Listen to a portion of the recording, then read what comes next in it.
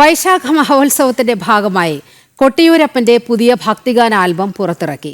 കണ്ണൂരിലെ കൊട്ടിയൂരിൽ നടന്ന ചടങ്ങിൽ ശങ്കരനാമം എന്ന ആൽബം ദേവസ്വം ചെയർമാൻ തിട്ടയിൽ നാരായണൻ നായർ പ്രകാശനം ചെയ്തു. ബിന്ദു ശാസ്ത കൊട്ടിയൂർ രചനയും സിന്ധു കൊട്ടിയൂർ സംഗീതവും നൽകി ആലപിച്ച ഗാനം സജീവ് നായർ ആണ് സംവിധാനം ചെയ്തത്. SR പ്രൊഡക്ഷൻസിന്റെ ബാനറിൽ പുറത്തിറക്കിയ ആൽബം ഇതിനകം ശ്രദ്ധ നേടിയിട്ടുണ്ട്.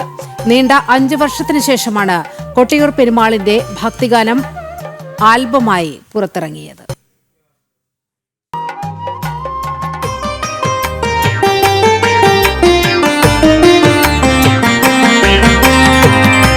ശങ്കരനാമം ജപിച്ചു ഭഗവാന്റെ പുണ്യനാം സന്നിധി തേടി.